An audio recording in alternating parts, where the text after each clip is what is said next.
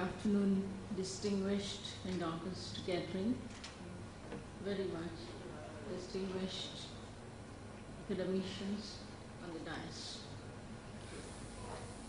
As it has already been discussed, so I'll be briefing a little bit about higher education in India, the status, the present status is. So India is the third largest system of higher education with 27.5 million students, while enrollment in higher education has grown 6 times in the last 30 years. Faculty strength has grown only 4 times, so resulting in shortage of faculty and high student-teacher ratio. So according to a survey by FICCI in 2012, academics in China authored 5 times more research papers than India in 2011.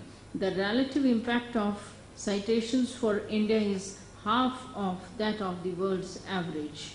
As of March 2012, NAC had rated 62% of the universities and 90% of the colleges as average B and below C, so on specified quality parameters. Our higher education sector, so today doesn't have enough good quality institutions, particularly the technological institutions, to meet the growing aspirations and the requirement of our present youth. It's a matter of concern that the list of top 200 universities in the world does not contain a single Indian institution. And recently our president also showed a very big serious concern about the deteriorating status of higher education. The past has not been like this for us, as Dr. Agarwal also recently told. Ancient Indian universities like Takshila and Nalanda had dominated the world higher education system for about 1800 years, beginning with 6th century BC. So the colossal Indian education system was marked by a high degree of efficiency before it declined in the 13th century AD with the collapse of Nalanda. But dear friends, we have the capability to regain our lost position. It is possible for at least for a few of our universities to enter the global top league. In the words of Aristotle, excellence is never an accident, it's always a result of high intention, sincere effort and intelligent execution. So it represents the wise choice of many alternatives. Choice, not chance, determines your destiny. So as we all know today, we like a dynamic e-world, so where time, domains and geography are rapidly shrinking, but innovation, space and opportunities are expanding with competitiveness. So it is our choice to choose the digital learning, the e-world, in such a momentous time. In a globalizing world, India is widely perceived as a rising one and world stage. So it is emerging on the world stage. It's a transformative period for India.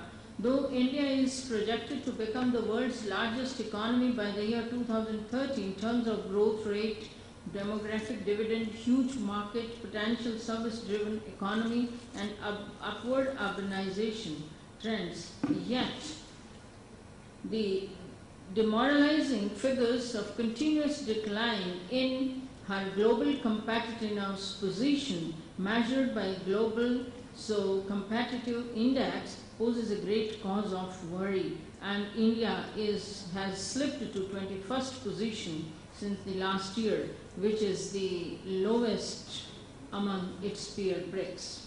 Changing global conditions demand that we rethink what, but even more important is how and where we learn. So the need of the technological revolution for us as educators is to teach our students the 21st century skills and to enhance the quality of higher education. So Indian institutions need to know the importance of internationalization of higher education, which has the capacity of changing the person's perspective, as is recently discussed, from one that of is purely a local to another that is largely global.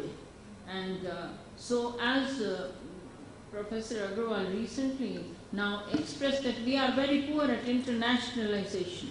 So today, in this age of global economy, it's very clear that we as educators have to enable our students to compete globally. It's not an era to compete and to make them employable at local or state or national level. So 25 years ago, if an engineer was supposed to be employed in TCS in Gurgaon or Bangalore, picking up only a project on Punjab National Bank in India. Now it's the time for an engineer to think of a project at a global level, international level. And that was the time when US was getting cheapest labor from India. And so the $10,000 for an Indian engineer was sufficient. But for India it was a very cheap labor, because for $100,000, if US is getting a software engineer in USA and he is getting an Indian in $10,000, so it's a very cheap bargain for US. But now for us is a challenge that we have to remove the sticker of cheap labor and we have to enhance the quality, the higher quality. So he has to be very high in providing high services. So this should be the aim. And we as educators, we can think of exchanging. So internationalization is the key word. Why? Because if we think of America, teleservices, so we are lagging behind.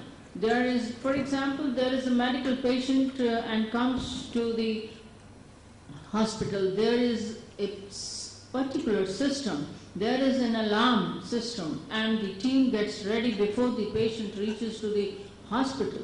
So it is, there is a requirement that some of the treatments are to be taken within half an hour and other steps are to be taken within 3 hours.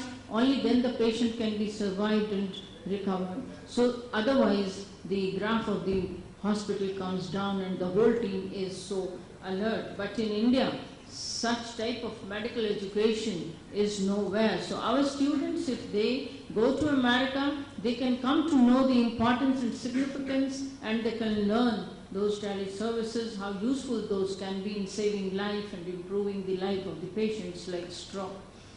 So there must be some flexibility in making management, so academic management. Now with all these views, I come to my university. So as unlike Dr. Rock's university, it is a rural university. My Bhagat Phul Singh Mahila Women University is situated 35 kilometers away from the main city, and it is in the heartland of rural Haryana, not only India. So it is the rural Haryana, and the person, when the distinguished academicians, they are coming from all over India, they are just surprised to see that we never expected by coming from the roads. So the rural India is there, and they can never expect there can be a university like this. When one enters into the four walls of the university,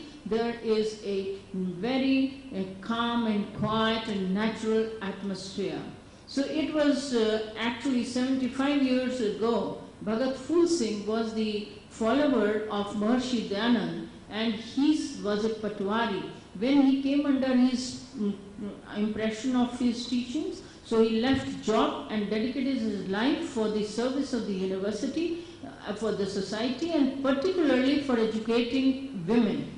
And he started a Gurukul with only 3 girls in 1936. Nobody could think of teaching girls in Haryana in the rural area.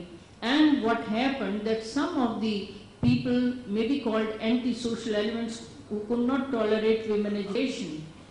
That time in India, they assassinated him. And at that time, it was only, the number was 25 girls. So then it was his daughter, Subhashini, very young, of 20 years old, just she had completed her basic education of graduation. So what happened? She took the lead, and it was only she who took care of this aim of that visionary, legendary father of educating women and empowering women with education, which is the vision of my university. And from 1942 to 84, she one after the other, without any help of the government, only on the basis of donation. She went from door to door in the village, and people used to donate wheat and clothes for girls, and in this way the buildings got constructed, and there was one Gurukul school, then there was a degree college, and then in 76 she got one college of education, and then in 83 there was a women polytechnic college. Nobody could think of that in those years. And then there was an institute of Ayurveda. It was in 2003 that she died. So this is how in 2006 Haryana government elevated the status of this Gurukul managed educational group of institutions into the status of a university. So since then my university has been progressing, and as Dr. Agrawal made it clear, we do not have any international student. So there are so many constraints, financial constraints, because we are 100% funded by the state government and there is no internal source of income, but still we are making our best efforts to invite the foreign students as well as the teachers, and that is what goes to the credit of the university. So situated in the rural heartland, we have MOU with 2-3 universities, St. Catherine University, so America, for exchange of cultural and Ayurvedic knowledge. We have an institute of Ayurveda, and every year for the last 3 years the students are coming for 1 month. The interns, they stay on the campus and they are very happy, satisfied with the hospitality. They do not have any problem. There is so much geographical difference, there is so much status of the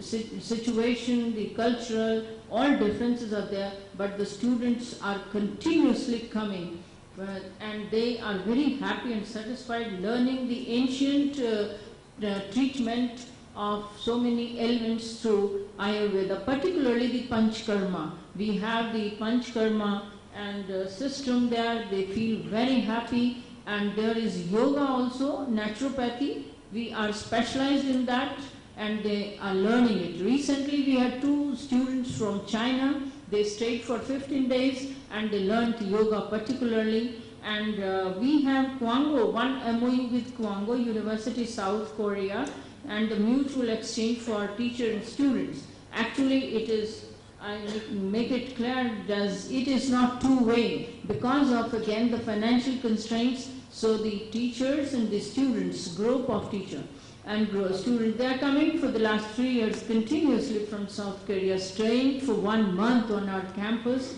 and learning the teaching practices, the strategies, because we are not revolutionized technologically. Ours is not a technological university, but still we have both the methods, the traditional as well as some of the